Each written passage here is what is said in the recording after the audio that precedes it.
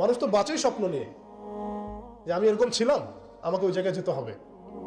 মানুষ তো বাঁচেই একটা উদ্দেশ্য নিয়ে, গন্তব্য নিয়ে। আপনার লাইফের একটা গন্তব্য আছে, আপনি এই জিনিস অ্যাচিভ করতে চান এবং আপনি সেই পথে হাঁটছেনও, পরিশ্রম করছেন। আল্লাহ চাইতে একদিন আপনি অ্যাচিভ করবেন ইনশাআল্লাহ। কিন্তু যার লাইফে কোনো গোলই নেই, তাদের কি হবে? উম্মাহ আজকে এরকম একটা অবস্থায় আসছে। আমি এখানে আমভাবে সবার কথা বলছি না। যাদের স্বপ্ন দেখার তারা ঠিকই দেখছে, যাদের কাজ করার তারা ঠিকই করছে, তারা কেউ বসে নাই।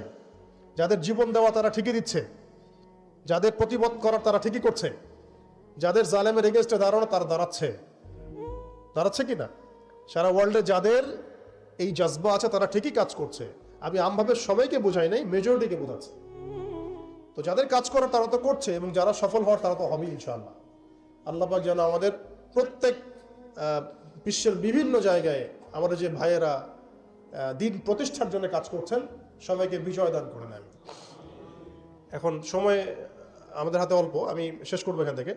এখানে আসেন, আমি যে কথাটা বলতে যাচ্ছিলাম যে সিরাতের আদলে নবী সাল্লাল্লাহু আলাইহি ওয়াসাল্লাম এইভাবে দাওয়াতের কাজ করার পরে সবর করে, ধৈর্য ধরে, প্রয়োজনে হিজরত করে, তারপরে আবার মদিনা রাষ্ট্র কায়েম করেছেন। তারপরে দাওয়াতের সাথে সাথে জিহাদ, কিতাল এগুলোর মধ্য দিয়ে তিনি পুরা মক্কা বিজয় করলেন, এবং মক্কা বিজয়ে এই যে ভিত্তি, এর উপর দাঁড়িয়ে পুরা আরব বিজয় হলো, এবং এই ভিত্তির উপর দাঁড়ায় 4 খলিফা 30 বছর শাসন করলেন, তাই না? তখন কি ইসলাম এরকম সংকুচিত অবস্থায় ছিল, দুর্বল অবস্থায় ছিল?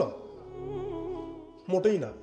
বরং স্পেন থেকে এদিকে চায়না পর্যন্ত, এইদিকে আফ্রিকা থেকে নিয়ে পুরো সিন্ধু পর্যন্ত এই পুরো জায়গাটা আমাদের ছিল। সুবহানাল্লাহ।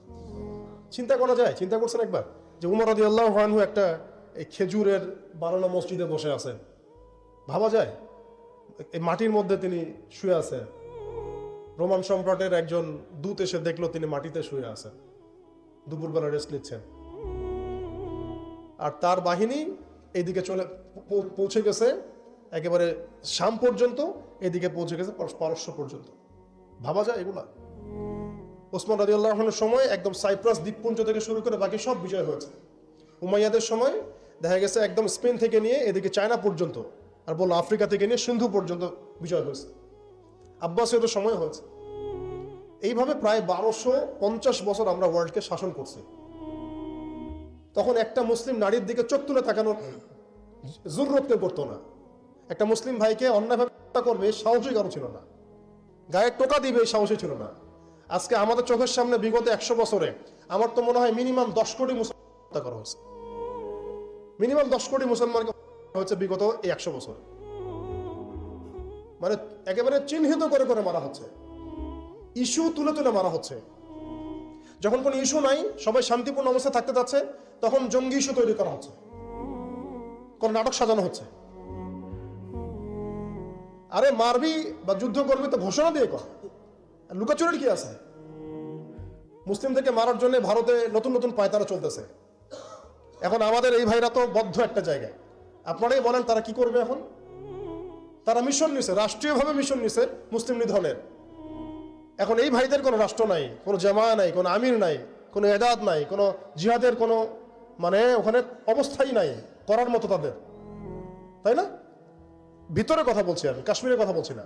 তাহলে এই ভাইরা এখন কি করবে? এই যে অবস্থা, এই অবস্থা কি মনে করছেন আমাদেরকে প্রভাবিত করবে না? অভ্যন্তরীণভাবে এখানে বাংলাদেশে আমরা বেশিরভাগ মুসলিম হলেও আমাদের আশেপাশে চতুর্দিকে ঘোরাফেরা করতেছে কুফফাররা, চতুর্দিকে ঘোরাফেরা করতেছে। আপনি কাকে বিশ্বাস করবেন? চায়নাকে বিশ্বাস করবেন? ভারতকে বিশ্বাস করবেন? নেপাল ভুটানকে বিশ্বাস করবেন? না মায়ানমারকে বিশ্বাস করবেন? আপনি যাবেন কোন দিকে? আমাদের প্রস্তুতিটা কি? আমাদের প্রিপারেশন কি? রাষ্ট্র কি প্রিপারেশন নিচ্ছে? আমার কথা হচ্ছে রাষ্ট্র নাকি যুদ্ধ করে? সবাই বলেন একটা কথা না, রাষ্ট্রের অধীনে যুদ্ধ। তো রাষ্ট্র কি প্রিপারেশন নিচ্ছে? রাষ্ট্রের সেই ফিকির আছে কিনা? রাষ্ট্রের তো এই ফিকিরটুকু নাই যে রাষ্ট্রের মধ্যে ইসলামিক আইনগুলো বাস্তবায়িত হোক। এইটুকু ফিকির নাই তো আপনাদের। যারা ইলেকশন নির্বাচন গণতন্ত্র এগুলো করতেছেন, কার ফিকির আছে? আল্লাহর কসম করে বুকে হাত দিয়ে বলেন তো কার ফিকির আছে ক্ষমতায় গিয়ে আপনি আল্লাহর আইন বাস্তবায়ন করবেন? ইসলামপন্থী ভাইদের কথা বাদ দিস, ইসলামপন্থী ভাইদের কথা বাদ দিলাম, আমি সেকুলারদের কথা বলছি, ডেমোক্রেটিকদের কথা বলছি। কারণ রাষ্ট্র চলে আসছে এইভাবেই। আর যারা ফিকির করছেন ইসলাম নিয়ে আমি যাব, ওখানে গিয়ে এটা করবো, এটা আপনি ডেমোক্রেটিক সিস্টেমে করতে পারবেন না। আপনাকে সিস্টেমটা সরাই ফেলতে হবে। গণতন্ত্র বলে কোনো শব্দই রাখা যাবে না, তারপরে শরিয়া কায়েম করতে পারবে। শরিয়া আর গণতন্ত্র একসাথে থাকতে পারে না। শরিয়া, গণতন্ত্র, ধর্মনিরপেক্ষতাবাদ, কমিউনিজম এগুলো একসাথে থাকতে পারে না। একটা বোতল, এর মধ্যে আছে আপনার বিষ, এখানে আপনি দুধ খেতে পারবেন না। একটা বোতল, এখানে আছে বিষ, আপনি এটাকে 1000 বার ধুইতে হবে, ধোয়ার পরে আপনি দুধ ঢালতে পারবেন, খাওয়ার রিস্ক নিতে পারবেন। তাও খাবেন কিনা সন্দেহ আছে। দেশের যত সমস্যা দেখবেন, মিডিয়া যান, মিডিয়ায় গেলে মনে হবে দেশের সমস্ত সমস্যার হালত এবং সমাধান হচ্ছে একটা বিষয়, মিডিয়ার ভাষায়। মিডিয়ায় ঢোকেন, দেখেন কি হচ্ছে, অনেক প্রবলেম দেশের মধ্যে, সংস্কার এইটা সেটা অনেক কিছু হচ্ছে। ভাবখানা এমন যে সব কিছু থেকে উদ্ধার করবে আমাকে একটা শব্দ, তার নাম নির্বাচন। তার নাম মানে নির্বাচন হলেই সব সমাধান হয়ে যাবে। এটা আমাদের আকীদা, আমাদের চিন্তা এরকম ভাই। একটা মুদির দোকানদারকে জিজ্ঞাসা করেন, সেও এই কথাই বলবে। আবার বুদ্ধিজীবীকে জিজ্ঞাসা করেন, সেও এই কথাই বলতেছে। টকশোতে বসে সেও এই কথা বলতেছে। এমপিকে বলেন, সেও এই কথা বলতেছে। মানে পুরো অবচেতন দাসত্ব, অবচেতন ইবাদত। দেখেন আমাদের অবচেতন মনে আমরা ইবাদত করে ফেলছি গণতন্ত্রের, পশ্চিমাদের, ওদের তন্ত্রমন্ত্রগুলার। ইলেকশন দিলে সব সমাধান হয়ে যাবে? কোন পদ্ধতিতে আপনি দিবেন? দেওয়ার পরে কি হবে? মূলনীতি কি থাকবে? সংবিধান কি থাকবে? সংস্কারগুলো কি কি হবে? আপনি কি আল্লাহর জমিন, আল্লাহর দিন কায়েমের দিকে আসবেন কিনা? এখানে তো অনেক কথা আছে। এগুলোকে সলিউশন না করে XYZ যেই আসুক, আপনি আমাকে বসায় দিলে আমি কিছুই করতে পারবো না। সিম্পল, আমাকে বসায় দেন, আমি কিছুই করতে পারবো না। আপনি সবচেয়ে পরহেজগার মানুষটাকে বসায় দেন, সেও কিছু করতে পারবে না, কারণ সিস্টেমটাই তাকে করতে দিবে না। এই জিনিসগুলো আমাদের বোঝা উচিত। উম্মার সংকটগুলো এইভাবে আমাদের আইডেন্টিফাই করতে হবে। যে অনেক লম্বা হয়ে যাচ্ছে, হয়তো আমি শেষ করে দিই এখন। শেষ করি ভাই, অনেক লম্বা করা যাবে না, নামাজের ব্যাপার আছে। এখানে আমাদের ওই হারানো ঐতিহ্যটাকে আমরা বুঝতে পারলাম, আমরা কোথায় ছিলাম, কোথায় ছিলাম আমরা, এটা কি বুঝতে পারছেন? এখন দেখেন আমরা আসি কোথায়।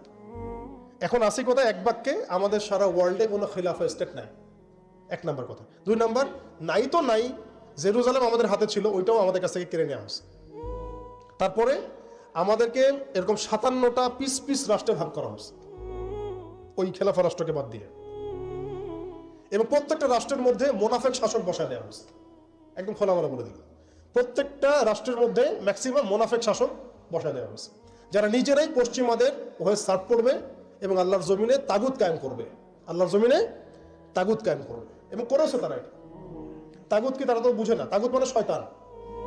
যেখানে আল্লাহর বিধান চলে না, ওখানে শয়তানের বিধান চলে, সিম্পল।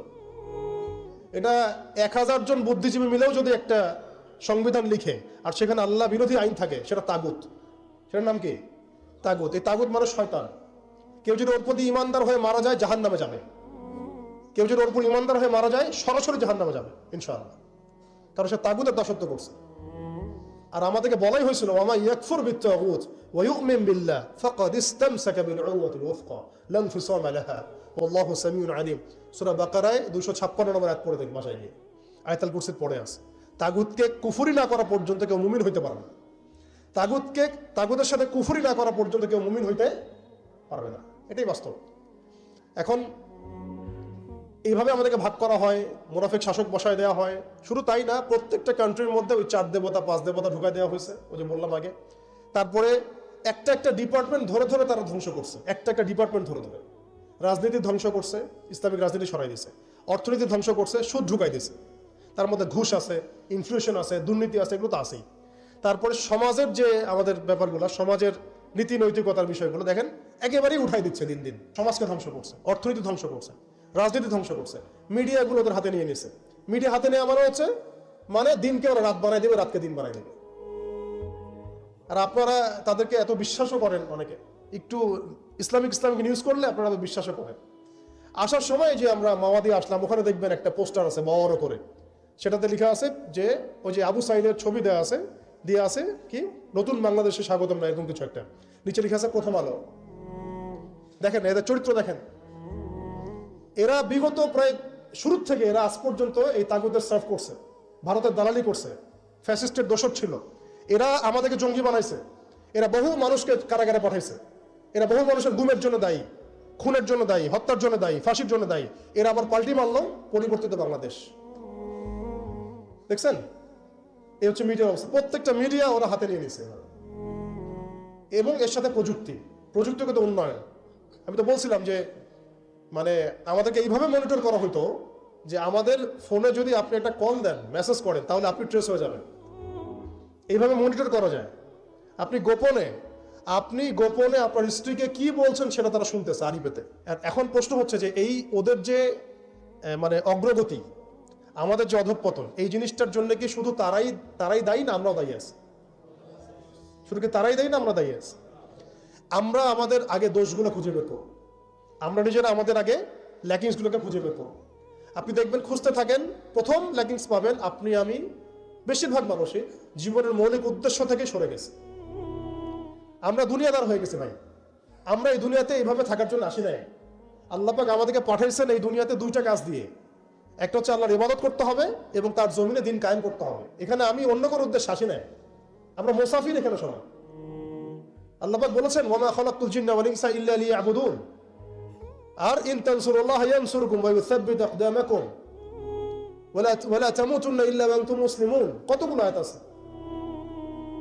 ইন্নাল্লাহা লা ইউগাইয়িরু মা বিকওমিন হাত্তা ইউগাইয়িরু মা বিআনফুসিহিম। আয়াতের পর আয়াত বলা যাবে আমাদেরকে এই দুনিয়াতে পাঠানো হয়েছে দুইটা কাজ। আমাদেরকে আল্লাহর ইবাদত করতে হবে এবং আল্লাহর জমিনে তার দিন কায়েম করতে হবে। এটা আমাদের কাজ, বাকি সবকিছু গৌণ, এগুলো মুখ্য কাজ, মেইন। এবং আমাদেরকে দিন দেয়া হয়েছে কেন? হুয়াল্লাযী আরসালা রাসূলাহু বিল হুদা ওয়া দীনিল হক লিইয়ুযহিরাহু আলা দ্বীনি কুল্লি। এই দিনটা আল্লাহ পাক দিয়েছেন এই কারণেই যাতে এই দিন অন্য সমস্ত দিনের উপর জয়লাভ করে। তো জয়লাভ কখন করবে? যখন আমরা ফিকির করবো তখন। এটা কি আবরাহার যুগ যে আবাবিল পাখি এসে পাথর ছুড়বে? বলেন, এখন পাথর আপনাকে আমাকে ছুড়তে হবে? এটা তো আবরাহার যুগ না। নবী সাল্লাল্লাহু আলাইহি ওয়াসাল্লাম শুধু দোয়া দিয়েই কি সব হয়েছে? দোয়ার সাথে চেষ্টা করেন নাই তিনি? এমনকি বদর যুদ্ধের দিনও তিনি কূপ দখল করলেন, ভালো জায়গাটাতে শিবির গাড়লেন, সৈন্য বিন্যাস করলেন। সবকিছু যখন ঠিকঠাক মতো হয়ে গেল, তারপরে বৃষ্টি আসলো আল্লাহর পক্ষ থেকে, তিনি দোয়া করা শুরু করলেন। এই দোয়ায় আল্লাহ পাক ফেরেশতা নাজিল করলেন। তাহলে কি আমাদের কাছে একমুখী না সবকিছু করতে হবে? এখন আমাদেরকে এই ল্যাকিংসগুলোকে খুঁজে বের করতে হবে। আমাদের ল্যাকিংস কোথায়? এই ইমানের দুর্বলতা, জীবনের উদ্দেশ্যে দুর্বলতা। আমরা দুনিয়াদার হয়ে গেছি, ভোগবিলাসী হয়ে গেছি, আমরা আমাদের ঐতিহ্য ভুলে গেছি, আমাদের শেকড় ভুলে গেছি, আমলে ঘাটতি হয়ে গেছে, হারাম খোর হয়ে গেছি, আমরা জেনাকার হয়ে গেছি, আমরা ফ্রি মিক্সিং করতেছি, পরকীয়া করতেছি, ঘুষ খাচ্ছি, দুর্নীতি করতেছি, সুদ খাচ্ছি। আমরা করতেছি এগুলো পশ্চিমারা করতেছে না। আমাদের ল্যাকিংসগুলোকে আমাদেরকে দূর করতে হবে। ইলমের ঘাটতি হচ্ছে, আমলের ঘাটতি হচ্ছে, আলেমদের সাথে সোহবত নাই, তাসকিয়া নাই, পড়াশোনা নাই। কি করতেছি ভাই আমরা? আসলে কি জন্য আসছি আর কি করতেছি? এইখান থেকে ভবিষ্যৎটা হচ্ছে এই যে ইনশাআল্লাহ এই দিন বিজয় লাভ করবেই। আমরা নবী মুহাম্মদ সাল্লাল্লাহু আলাইহি ওয়াসাল্লামের জীবনী থেকে দেখতে পাচ্ছি যে এমন একটা সময় আজকে থেকে প্রায় 1400 বছর আগে চলে গেছে, যে সমাজটা একদম আইয়ামে জাহিলিয়াতে পরিপূর্ণ ছিল। সেখানে তাওহীদ ছিল না, সুন্নাহ ছিল না, আখিরাত ছিল না, রিসালাত ছিল না। মানুষ লাত, উজ্জা, হবল, মানাত এগুলোর উপাসনা করত, মূর্তি পূজা করত, মানুষ সুদ খেত, মানুষ জেনা ব্যভিচার করত, বেশি বেশি মদ পান করত, গোত্রীয় হানাহানিতে লিপ্ত ছিল, নারী জাতির অবমাননায় লিপ্ত ছিল। এমনকি তারা মাদকদ্রব্য নিয়ে দিনরাত সময় কাটাতো। মানে এমন একটা সমাজ ব্যবস্থা আমরা দেখেছি 1400 বছর আগে, যে সময়টাকে ইতিহাস দুটো শব্দে আইডেন্টিফাই করে, আইয়ামে জাহিলিয়া। এক কথায় আইয়ামে জাহিলিয়া, অন্ধকারের যুগ। অন্ধকারের যুগ, দ্য এজ অফ ডার্কনেস, অন্ধকারের যুগ। এই অন্ধকারের যুগ আল্লাহ রাব্বুল আলামিন মাত্র 23 বছরের ব্যবধানে একটা কিতাব নাজিল করে, একজন নবীকে প্রেরণ করে, একজন নবীর সুন্নাহ দিয়ে, এবং একটা জামা, সাহাবায়ে কেরামের জামা, মানে ঐক্যবদ্ধ একটা প্ল্যাটফর্ম, এটাকে দিয়ে আল্লাহ রাব্বুল আলামিন মাত্র উইদিন 23 ইয়ার্স, মানে মাত্র 23 বছরের ব্যবধানে আল্লাহ রাব্বুল আলামিন এই সমাজের চিত্রটাকেই পরিবর্তন করে দিয়েছেন। এটা আমরা দেখেছি মাত্র 23 বছরের ব্যবধানে। তো সিরাতটা যদি আপনাদের পড়া থাকে, তাহলে আপনারা বুঝতে পারবেন যে কিভাবে এই পরিবর্তনটা হয়েছে। যাদের সিরাতটা পড়া নাই তাদের বুঝতে একটু অসুবিধা হতে পারে। এই কারণে আমি আপনাদেরকে পরামর্শ দিই, যেভাবে আপনারা কোরআন শেখেন, যেভাবে হাদিসকে গুরুত্ব দিয়ে পড়েন, ঠিক সেইভাবেই নবী মুহাম্মদ সাল্লাল্লাহু আলাইহি ওয়াসাল্লামের পবিত্র জীবনীটাকে শুরু থেকে শেষ পর্যন্ত পড়ে শেষ করতে হবে।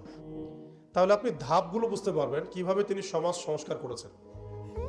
না হলে বুঝতে পারবেন না। কোরআনের একটা আয়াত থেকে আপনি নিজে নিজে একটা দলিল তো বের করতে পারবেন না, একটা হাদিস থেকে আপনি নিজে নিজে একটা দলিল তো বের করতে পারবেন না।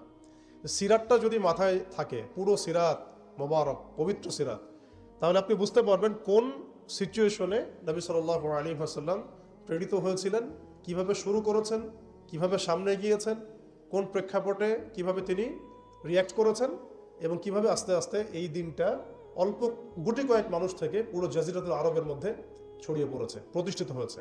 এক কথায় দিন কায়েম হয়েছে কিভাবে, এটা বুঝতে হলে সিরাত লাগবে। এটা যদি আমরা 2 মিনিটের মধ্যে বলি, তাহলে প্রথমে নবী সাল্লাল্লাহু আলাইহি ওয়াসাল্লাম ওহী প্রাপ্ত হয়েছেন। সেই ওহীটা হচ্ছে কোরআন এবং হাদিস এবং সুন্নাহ, এবং সেই ওহী দিয়ে তিনি দাওয়াতের কাজ শুরু করেছেন। তিনি মানুষের দরজায় দরজায় যাওয়া শুরু করেছেন। মক্কায় 13 বছর নিরলস পরিশ্রম করে তিনি দাওয়াতের মেহনত অব্যাহত রেখেছেন, এবং দাওয়াতটা ছিল পরিপূর্ণ ইসলামের দাওয়াত, আংশিক দাওয়াত নয়। আমাদের দাওয়াত, তার দাওয়াতের মধ্যে কিছু পার্থক্য দেখা যায় অনেক সময়। তার দাওয়াত ছিল পরিপূর্ণ ইসলামের দাওয়াত, আমরা কিন্তু ইসলামের অংশ বিশেষ নিয়ে কথা বলি বেশি। এটা খেয়াল রাখতে হবে। তিনি দাওয়াতের কাজ করেছেন পরিপূর্ণ ইসলামের দাওয়াত, উদখুলু ফিস সিলমি কাফা, এর উপর আমল করার জন্য। এখন এই দাওয়াতের ফলে প্রথম 3 বছর গোপন গোপন দাওয়াত হয়েছে, কিন্তু এই 3 বছরেই এমন কিছু সাহাবী তৈরি হয়েছিলেন যারা পরবর্তীতে বদর, উহুদ, খন্দক, খায়বার কাঁপিয়ে দিয়েছিলেন। যেমন আবু বকর সিদ্দিক, ওমর ইবনে খাত্তাব, ওসমান বিন আফফান, আলী ইবনে আবি তালেব, যায়েদ ইবনে হারসা, তারপরে বেলাল ইবনে রাবাহ, হামজা রাদিয়াল্লাহু আনহু, আব্দুর রহমান বিন আউফ, সাদ বিন আবি ওয়াক্কাস, আবু উবাইদা ইবনে জাররাহ, এরকম বরেণ্য সাহাবী যারা, এই সাহাবীরা তৈরি হয়েছেন কখন? ওই প্রথম সময়ের দিকে, প্রথম 13 বছরে, প্রথম 3 বছর গোপন দাওয়াতে এরকম বরেণ্য সাহাবায়ে কেরাম ইসলাম কবুল করা শুরু করেন। এরপরে দাওয়াতের গতি আরও বেগবান হয় যখন মক্কার শক্তিশালী কিছু মানুষ ইসলাম কবুল করেন, যেমন হামজা রাদিয়াল্লাহু আনহু, ওমর ইবনে খাত্তাব, এইরকম কিছু মানুষ। কারণ তাদের একজনের বক্তব্য বা একজনের অবস্থান সমাজে আরও 100 জনের সমান ছিল, 1000 জনের সমান ছিল। যখন সমাজে দাওয়াতের মধ্য দিয়ে প্রভাবশালী কিছু ব্যক্তি ইসলামের দিকে চলে আসে, তখন ইসলাম শক্তিশালী হয় এবং দাওয়াতটা বেগবান হওয়া শুরু হলো। দাওয়াত যত বেগবান হওয়া শুরু হলো, ততই কাফেরদের নির্যাতন বাড়তে থাকলো। দাওয়াত যত বেগবান হচ্ছিল, নির্যাতনের মাত্রা তত বাড়ছিল। আমরা বিপরীতভাবে বলতে পারি, নির্যাতনের মাত্রা যত বাড়ছিল, দাওয়াতও তত বেগবান হচ্ছে। আজকের বিষয় তাই হচ্ছে।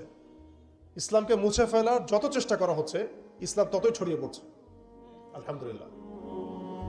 তো এই বিষয়গুলো সিরাত থেকে দেখবেন সব মিলে যাবে। ওই যে আইয়ামে জাহিলিয়াতের বর্ণনা দিলাম, এখনকার বিশ্বে এই প্রত্যেকটা জাহিলিয়াত মৌজুদ আছে। প্রথমে যে আইয়ামে জাহিলিয়াতের যে খাসলতগুলো বললাম, সেগুলো এখনকার বিশ্বে শতভাগ মৌজুদ আছে। এটা অনেক লম্বা আলোচনা। এখন তো মানুষ সরাসরি মুসলিমরা লাত, ওজ্জা, হবল, মানাতের ইবাদত না করলেও অদৃশ্য কিছু শিরকি মতবাদের ইবাদত করে, যেমন গণতন্ত্র, যেমন কমিউনিজম, ধর্মনিরপেক্ষতাবাদ, তারপরে জাতীয়তাবাদ, তারপরে এথিজম, নাস্তিকতা। এগুলো কিছু পশ্চিমা মতবাদ। এগুলো দেখা যায় না, ছোঁয়া যায় না, ভার্চুয়াল, ইনভিজিবল, কিন্তু এগুলো একটা আদর্শ। যে আদর্শগুলোর মধ্যে কুফর আছে, শিরক আছে, হারাম আছে, তাগুত আছে। সরাসরি মূর্তির সামনে সেজদা না করলেও অবচেতনভাবে মুসলিমরা আজকে এই মতবাদগুলোর পূজা করতেছে। এটাও শিরকের মধ্যেই পড়ছে, আংশিক হইলেও। কোনো কোনো ক্ষেত্রে যদি আকীদা ঠিক না থাকে, তাহলে পরিপূর্ণ শিরক হবে। এখন কথা হচ্ছে, এটা গেল মুসলমানদের অবস্থা। অমুসলিমরা তো মূর্তি পূজা করছেই। বিশ্বের বেশিরভাগ মানুষ এখন দেখা যাচ্ছে খ্রিস্টান ধর্মাবলম্বী, যারা ঈসা আলাইহিস সালামকে আল্লাহর পুত্র সাব্যস্ত করছে, নাউযুবিল্লাহি মিন যালিক।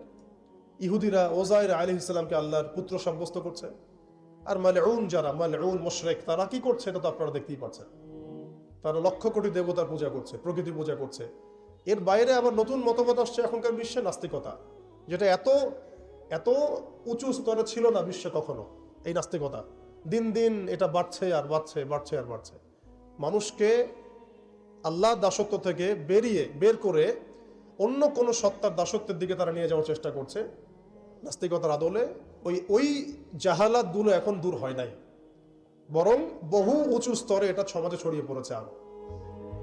কারণ সেই স্বর্ণযুগ থেকে আমরা বের হয়ে আসছি, সেই স্বর্ণযুগ আমাদের এখন তো নাই। এখন ওই যে সুদ, এই সুদ এখন হয়েছে বিশ্ব ব্যবস্থার সুদভিত্তিক ব্যাংকিং সিস্টেম। একই সুদ, বরং তার চেয়ে ভয়াবহ। 90% মুসলিম সুদের সাথে সম্পৃক্ত, অলমোস্ট। হিসেব করে দেখেন আপনারা, থাকতে হবেই। ওয়ার্ল্ড ব্যাংকের আন্ডারে, IMF এর আন্ডারে, ফেডারেল রিজার্ভ ব্যাংকের আন্ডারে মুসলিম সংখ্যাগরিষ্ঠ থাকলেই একটা রাষ্ট্র ইসলামিক স্টেট হয় না, হয় না। মুসলিম সংখ্যাগরিষ্ঠ থাকলে একটা রাষ্ট্র কখনো ইসলামিক স্টেট হয় না। একটা রাষ্ট্র তখনই ইসলামিক স্টেট হয় যখন সেটা আল্লাহর আইন দ্বারা পরিচালিত হয়। তো বাংলাদেশ কি আল্লাহর আইন দ্বারা পরিচালিত হয়? সবাই জানি এটা হয় না। এটা হওয়ার ইচ্ছাও কি তাদের আছে?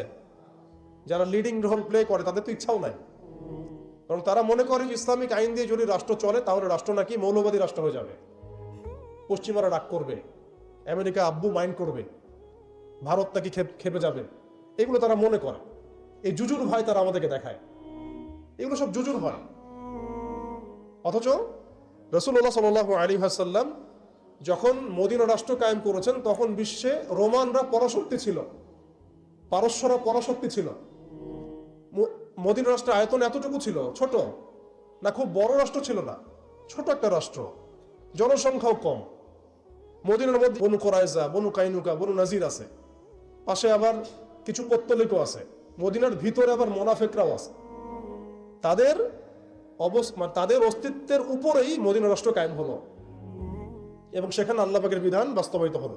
কই, তখন তো আমরা এভাবে চিন্তা করি নাই যে রোমানরা খেপে যাবে, পার্সিয়ানরা খেপে যাবে। ওরা তখন সংখ্যার দিক থেকে, অস্ত্রের দিক থেকে, জনবলের দিক থেকে, মানে আপনার সার্বভৌমত্বের দিক থেকে মুসলিমদের চেয়ে অনেক শক্তিশালী ছিল। কিন্তু কোনো মুসলিম তো এভাবে চিন্তা করে নাই যে আল্লাহর জমিন, আল্লাহর আইন বাস্তবায়িত করলে ওরা আমাদের উপর খেপে যাবে, তেরে আসবে। আর আসলেই বাকি যে কয়েকবার তেরে আসছে সেই কয়েকবার তারা নাকানি চুবানি খেয়ে বিতাড়িত হয়েছে। আমরা সেই রোমানদেরকে ডিফিট করেছিলাম, সেই পার্সিয়ানদেরকে ডিফিট করেছি, সেই রোম সাম্রাজ্য, সিরিয়া, শাম, এগুলো আমরা বিজয় করেছি। সে পারস্য আমরা বিজয় করেছি। যারা আমাদের এগেনস্টে দাঁড়ানোর চেষ্টা করেছে আল্লাহ পাক ধুলা বানিয়ে উড়িয়ে দিয়েছিলেন।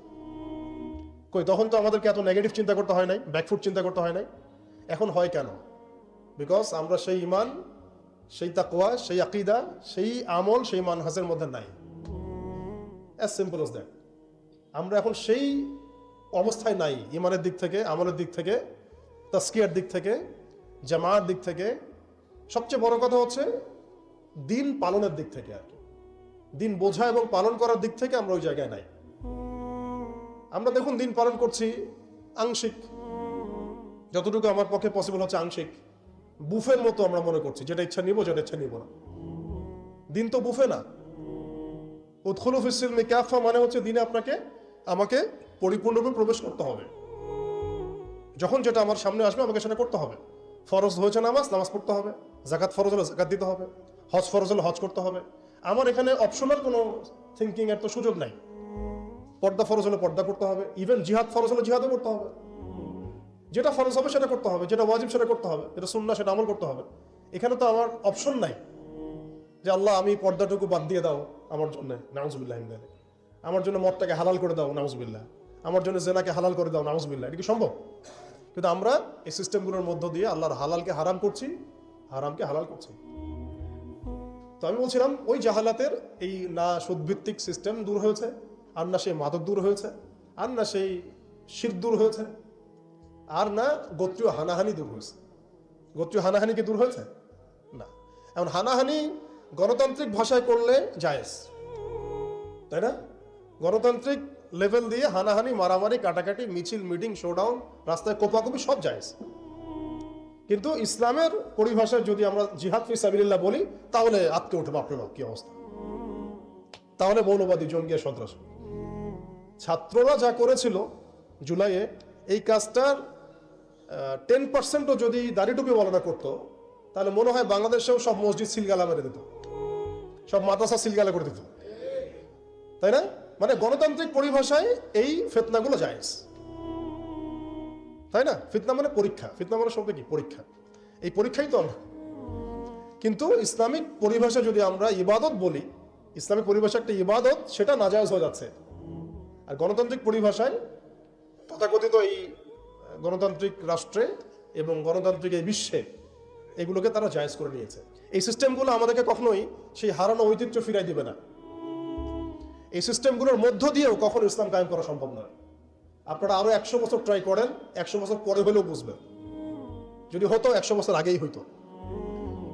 আরো 100 বছর ট্রাই করেন, তারপরেও যদি আক্কেল হয়।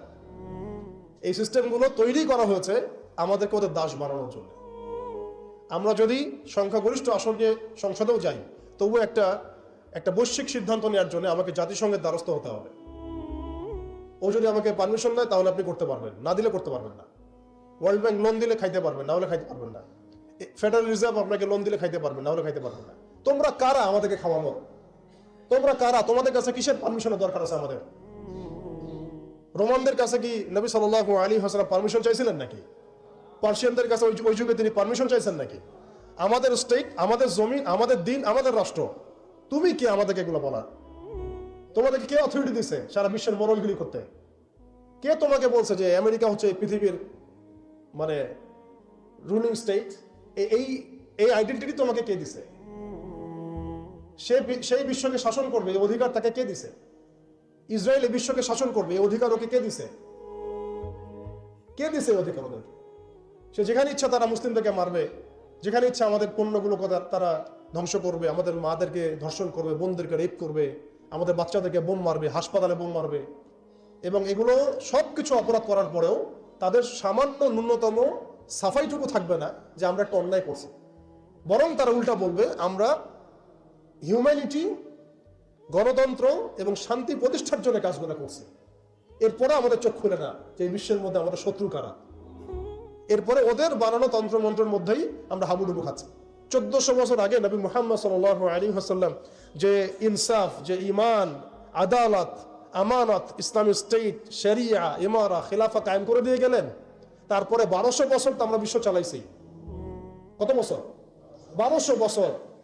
এই 1200 বছর আমরা বিশ্বকে চালাইছি। ওরা আমাদের রাষ্ট্রে থাকতো কর দিয়ে, জিজিয়া দিয়ে থাকতো। ওরা আমাদের রাষ্ট্রে জিজিয়া দিয়ে থাকতো। আমাদের ব্যাক টু ব্যাক জিহাদ হয়েছে ওদের সাথে, জিহাদ হয়েছে, কিতাল হয়েছে, ক্রুসেড হয়েছে। কখনো তো আমরা এরকম করে চিন্তা করি নাই। এটা নতুন ওয়ার্ল্ড অর্ডার আসছে। বিগত 200, 250, 300 বছর থেকে বিশ্বে একটা নতুন ওয়ার্ল্ড অর্ডার নিয়ে আসছে তারা। এবং এই ওয়ার্ল্ড অর্ডার তারা কায়েম করেছে একটা উদ্দেশ্যে, সেটা হচ্ছে তারা এই বাইতুল মুকাদ্দাস এবং হোলি ল্যান্ড, পবিত্র ভূমিটাকে লিবারেট করতে চায় এবং সেখান থেকে তারা দাজ্জালের শাসন কায়েম করতে চায়। বাস, খালাস, আর কিচ্ছু নাই। বিশ্বের যা কিছু হচ্ছে এটা কোনো না কোনোভাবে এর সাথে সম্পৃক্ত।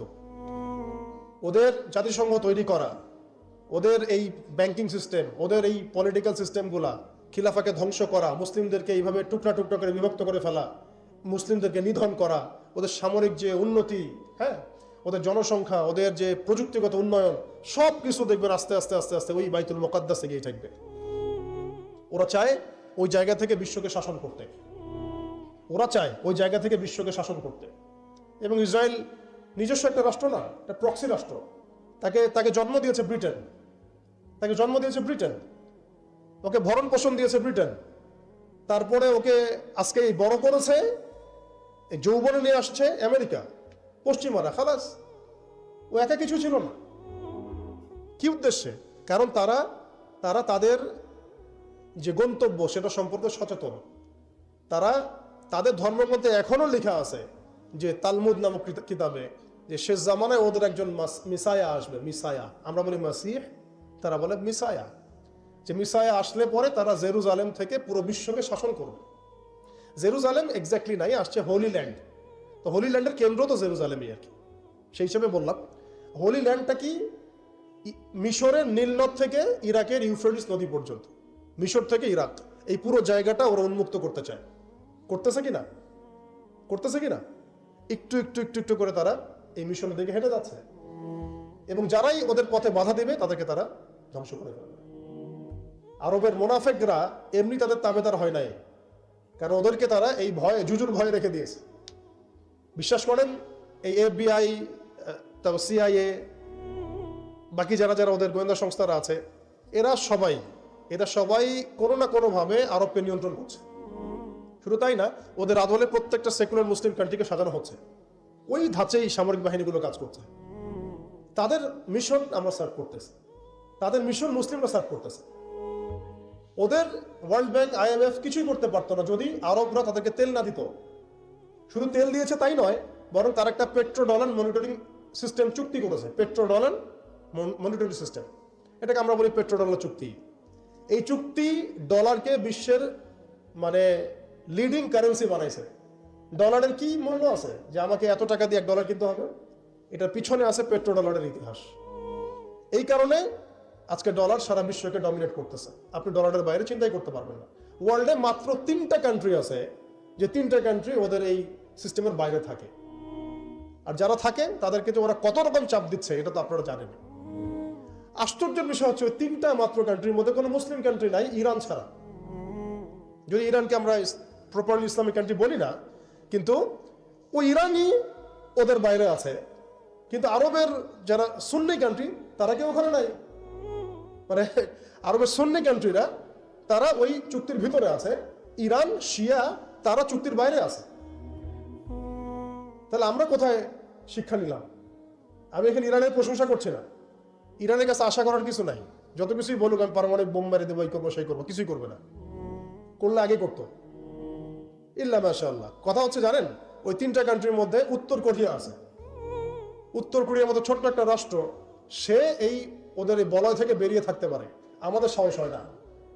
আমাদের 57টা কান্ট্রি, কোটি কোটি জনগণ, খনিজ সম্পদ, তেল, গ্যাস, আর কি নাই, জনবল, সামরিক বাহিনী, প্রযুক্তি, ম্যান পাওয়ার সবই আছে।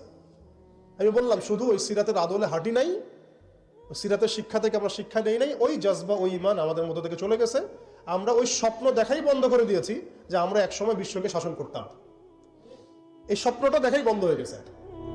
মানুষ তো বাঁচেই স্বপ্ন নিয়ে যে আমি এরকম ছিলাম, আমাকে ওই জায়গায় যেতে হবে। মানুষ তো বাঁচেই একটা উদ্দেশ্য নিয়ে, গন্তব্য নিয়ে। আপনার লাইফের একটা গন্তব্য আছে, আপনি এই জিনিস অ্যাচিভ করতে চান এবং আপনি সেই পথে হাঁটছেনও, পরিশ্রম করছেন। আল্লাহ চাইতে একদিন আপনি অ্যাচিভ করবেন ইনশাআল্লাহ। কিন্তু যার লাইফে কোনো গোলই নেই, তাদের কি হবে? উম্মাহ আজকে এরকম একটা অবস্থায় আসছে। আমি এখানে আমভাবে সবার কথা বলছি না। যাদের স্বপ্ন দেখার তারা ঠিকই দেখছে, যাদের কাজ করার তারা ঠিকই করছে, তারা কেউ বসে নাই। যাদের জীবন দেওয়া তারা ঠিকই দিচ্ছে, যাদের প্রতিবাদ করার তারা ঠিকই করছে, যাদের জালেমের এগেনস্টে দাঁড়ানো তারা দাঁড়াচ্ছে কিনা? সারা ওয়ার্ল্ডে যাদের এই জজবা আছে তারা ঠিকই কাজ করছে। আমি আমভাবে সবাইকে বোঝাই নাই, মেজরিটিকে বোঝাচ্ছি। তো যাদের কাজ করার তারা তো করছে, এবং যারা সফল হওয়ার তারা তো হবেই ইনশাআল্লাহ। আল্লাহ পাক যেন আমাদের প্রত্যেক বিশ্বের বিভিন্ন জায়গায় আমাদের যে ভাইয়েরা দিন প্রতিষ্ঠার জন্য কাজ করছেন, সবাইকে বিজয় দান করেন। আমি এখন সময় আমাদের হাতে অল্প, আমি শেষ করবো এখান থেকে। এখানে আসেন, আমি যে কথাটা বলতে যাচ্ছিলাম যে সিরাতের আদলে নবী সাল্লাল্লাহু আলাইহি ওয়াসাল্লাম এইভাবে দাওয়াতের কাজ করার পরে সবর করে, ধৈর্য ধরে, প্রয়োজনে হিজরত করে, তারপরে আবার মদিনা রাষ্ট্র কায়েম করেছেন। তারপরে দাওয়াতের সাথে সাথে জিহাদ, কিতাল, এগুলোর মধ্য দিয়ে তিনি পুরা মক্কা বিজয় করলেন। এবং মক্কা বিজয়ে এই যে ভিত্তি, এর উপর দাঁড়িয়ে পুরা আরব বিজয় হলো। এবং এই ভিত্তির উপর দাঁড়ায় 4 খলিফা 30 বছর শাসন করলেন, তাই না? তখন কি ইসলাম এরকম সংকুচিত অবস্থায় ছিল, দুর্বল অবস্থায় ছিল? মোটেই না।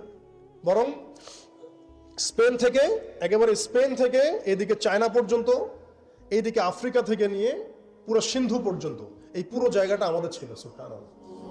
চিন্তা করা যায়? চিন্তা করছেন একবার যে উমর রাদিয়াল্লাহু আনহু একটা এই খেজুরের বানানো মসজিদে বসে আছেন? ভাবা যায়? এই মাটির মধ্যে তিনি শুয়ে আছেন। রোমান সম্রাটের একজন দূত এসে দেখলো তিনি মাটিতে শুয়ে আছেন, দুপুরবেলা রেস্ট নিচ্ছেন। আর তার বাহিনী এইদিকে পৌঁছে গেছে একেবারে শাম পর্যন্ত, এদিকে পৌঁছে গেছে পারস্য পর্যন্ত। ভাবা যায় এগুলা?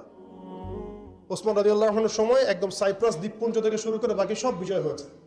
উমাইয়াদের সময় দেখা গেছে একদম স্পেন থেকে নিয়ে এদিকে চায়না পর্যন্ত, আর বললো আফ্রিকা থেকে নিয়ে সিন্ধু পর্যন্ত বিজয় হয়েছে। আব্বাসীয়দের সময় হয়েছে।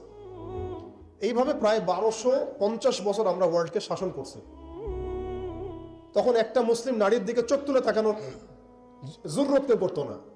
একটা মুসলিম ভাইকে অন্যায়ভাবে হত্যা করবে সাহসী কারো ছিল না, গায়ে টোকা দিবে সাহসী ছিল না। আজকে আমাদের চোখের সামনে বিগত 100 বছরে আমার তো মনে হয় মিনিমাম 10 কোটি মুসলমান হত্যা করা হয়েছে। মিনিমাম 10 কোটি মুসলমানকে হচ্ছে বিগত এই 100 বছর। মানে একেবারে চিহ্নিত করে করে মারা হচ্ছে, ইস্যু তুলে তুলে মারা হচ্ছে। যখন কোনো ইস্যু নাই, সবাই শান্তিপূর্ণ অবস্থায় থাকতে যাচ্ছে, তখন জঙ্গি ইস্যু তৈরি করা হচ্ছে, কোন নাটক সাজানো হচ্ছে। আরে মারবি বা যুদ্ধ করবি তো ঘোষণা দিয়ে কর, লুকাচুরির কি আছে? মুসলিমদেরকে মারার জন্য ভারতে নতুন নতুন পায়তারা চলতেছে। এখন আমাদের এই ভাইরা তো বদ্ধ একটা জায়গায়। আপনারাই বলেন তারা কি করবে এখন?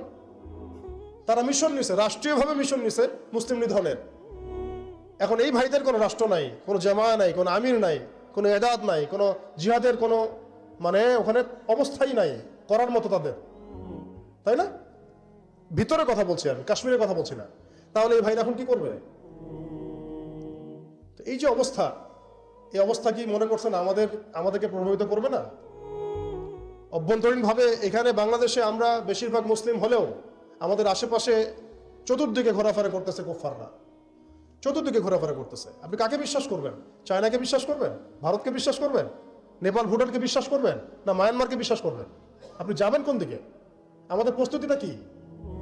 আমাদের প্রিপারেশন কি? রাষ্ট্র কি প্রিপারেশন নিচ্ছে? আমার কথা হচ্ছে রাষ্ট্র নাকি যুদ্ধ করে? সবাই বলেন একটা কথা না, রাষ্ট্রের অধীনে যুদ্ধ। তো রাষ্ট্র কি প্রিপারেশন নিচ্ছে? রাষ্ট্রের সেই ফিকির আছে কিনা? রাষ্ট্রের তো এই ফিকিরটুকু নাই যে রাষ্ট্রের মধ্যে ইসলামিক আইনগুলো বাস্তবায়িত হোক। এইটুকু ফিকির নাই তো আপনাদের। যারা ইলেকশন নির্বাচন গণতন্ত্র এগুলো করতেছেন, কার ফিকির আছে? আল্লাহর কসম করে বুকে হাত দিয়ে বলেন তো কার ফিকির আছে ক্ষমতায় গিয়ে আপনি আল্লাহর আইন বাস্তবায়ন করবেন? ইসলামপন্থী ভাইদের কথা বাদ দিচ্ছি, ইসলামপন্থী ভাইদের কথা বাদ দিলাম, আমি সেকুলারদের কথা বলছি, ডেমোক্রেটিকদের কথা বলছি। কারণ রাষ্ট্র চলে আসছে এইভাবেই। আর যারা ফিকির করছেন ইসলাম নিয়ে আমি যাব, ওখানে গিয়ে এটা করবো, এটা আপনি ডেমোক্রেটিক সিস্টেমে করতে পারবেন না। আপনাকে সিস্টেমটা সরাই ফেলতে হবে। গণতন্ত্র বলে কোনো শব্দই রাখা যাবে না, তারপরে শরিয়া কায়েম করতে পারবে না। শরিয়া আর গণতন্ত্র একসাথে থাকতে পারে না। শরিয়া, গণতন্ত্র, ধর্মনিরপেক্ষতাবাদ, কমিউনিজম এগুলো একসাথে থাকতে পারে না। একটা বোতল, এর মধ্যে আছে আপনার বিষ, এখানে আপনি দুধ খেতে পারবেন না। একটা বোতল, এখানে আছে বিষ, আপনি এটাকে 1000 বার ধুইতে হবে, ধোয়ার পরে আপনি দুধ ঢালতে পারবেন, খাওয়ার রিস্ক নিতে পারবেন। তাও খাবেন কিনা সন্দেহ আছে। দেশের যত সমস্যা দেখবেন, মিডিয়া যান, মিডিয়ায় গেলে মনে হবে দেশের সমস্ত সমস্যার হালত এবং সমাধান হচ্ছে একটা বিষয়। মিডিয়ার ভাষায় মিডিয়ায় ঢোকেন, দেখেন কি হচ্ছে। অনেক প্রবলেম দেশের মধ্যে, সংস্কার এইটা সেটা অনেক কিছু হচ্ছে। ভাবখানা এমন যে সব কিছু থেকে উদ্ধার করবে আমাকে একটা শব্দ, তার নাম নির্বাচন। তার নাম মানে নির্বাচন হলেই সব সমাধান হয়ে যাবে। এটা আমাদের আকীদা, আমাদের চিন্তা এরকম ভাই। একটা মুদির দোকানদারকে জিজ্ঞাসা করেন, সেও এই কথাই বলবে। আবার বুদ্ধিজীবীকে জিজ্ঞাসা করেন, সেও এই কথাই বলতেছে। টকশোতে বসে সেও এই কথা বলতেছে। এমপি কে বলেন, সেও এই কথা বলতেছে। মানে পুরো অবচেতন দাসত্ব, অবচেতন ইবাদত। দেখেন আমাদের অবচেতন মনে আমরা ইবাদত করে ফেলছি গণতন্ত্রের, পশ্চিমাদের ওদের তন্ত্রমন্ত্রগুলার। ইলেকশন দিলে সব সমাধান হয়ে যাবে?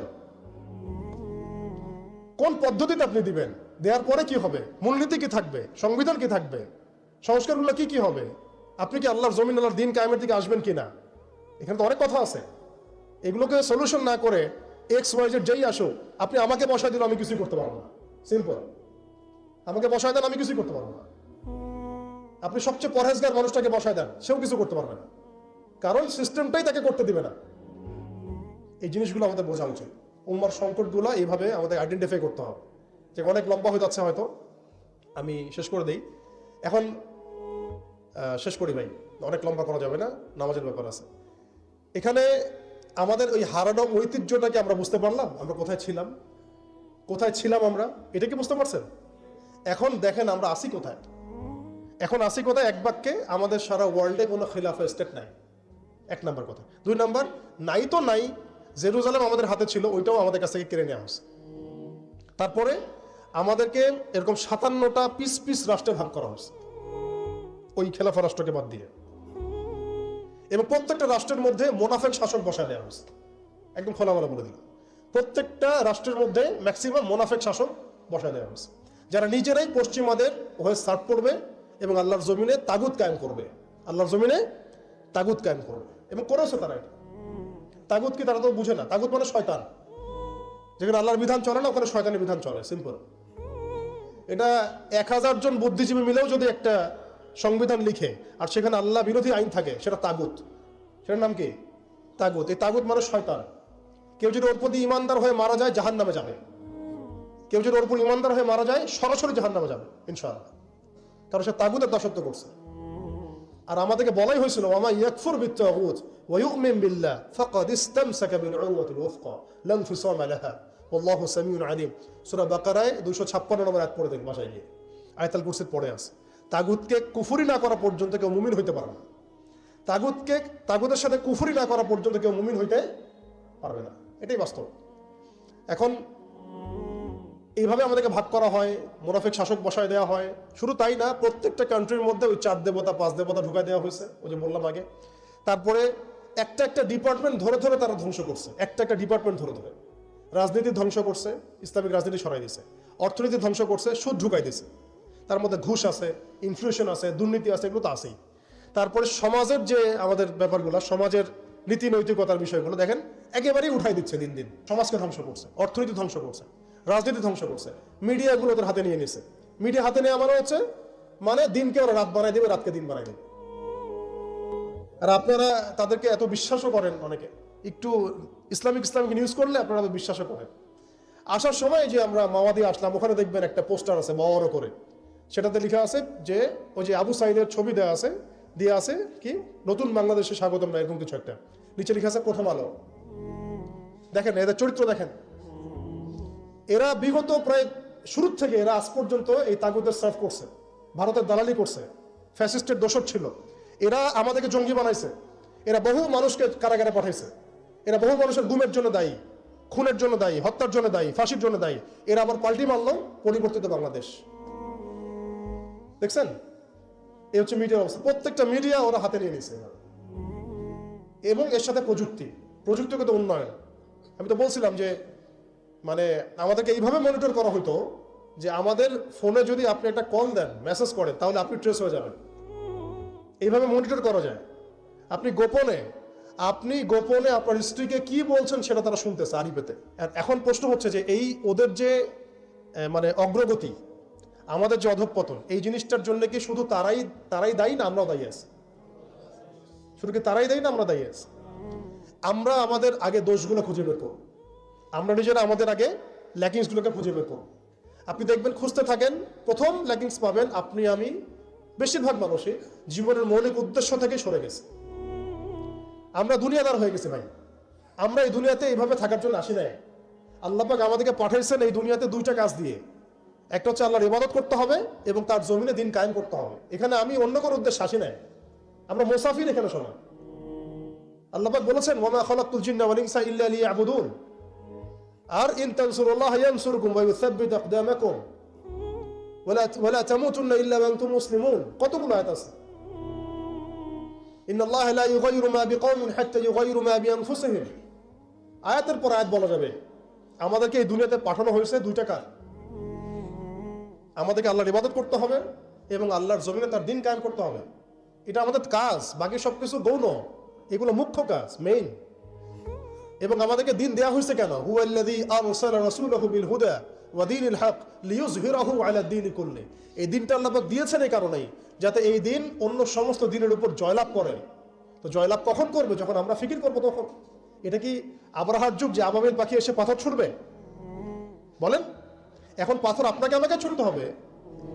এটা তো আবরাহার যুগ নয়। নবী সাল্লাল্লাহু আলাইহি ওয়াসাল্লাম শুধু দোয়া দিয়েই কি সব হয়েছে? দোয়ার সাথে চেষ্টা করেন নাই তিনি? এমনকি বদর যুদ্ধের দিনও তিনি কূপ দখল করলেন, ভালো জায়গাটাতে শিবির গাড়লেন, সৈন্য বিন্যাস করলেন, সবকিছু যখন ঠিকঠাক মতো হয়ে গেল, তারপরে বৃষ্টি আসলো আল্লাহর পক্ষ থেকে, তিনি দোয়া করা শুরু করলেন। এই দোয়ায় আল্লাহ পাক ফেরেশতা নাজিল করলেন। তাহলে কি আমাদের কাছে একমুখী না সবকিছু করতে হবে? এখন আমাদেরকে এই ল্যাকিংসগুলোকে খুঁজে বের করতে হবে। আমাদের ল্যাকিংস কোথায়? এই ইমানের দুর্বলতা, জীবনের উদ্দেশ্যে দুর্বলতা। আমরা দুনিয়াদার হয়ে গেছি, ভোগবিলাসী হয়ে গেছি, আমরা আমাদের ঐতিহ্য ভুলে গেছি, আমাদের শেকড় ভুলে গেছি, আমলে ঘাটতি হয়ে গেছে, হারামখোর হয়ে গেছি, আমরা জেনাকার হয়ে গেছি, আমরা ফ্রি মিক্সিং করতেছি, পরকীয়া করতেছি, ঘুষ খাচ্ছি, দুর্নীতি করতেছি, সুদ খাচ্ছি, আমরা করতেছি। এগুলো পশ্চিমারা করতেছে না। আমাদের ল্যাকিংসগুলোকে আমাদেরকে দূর করতে হবে। ইলমের ঘাটতি হচ্ছে, আমলের ঘাটতি হচ্ছে, আলেমদের সাথে সোহবত নাই, তাসকিয়া নাই, পড়াশোনা নাই।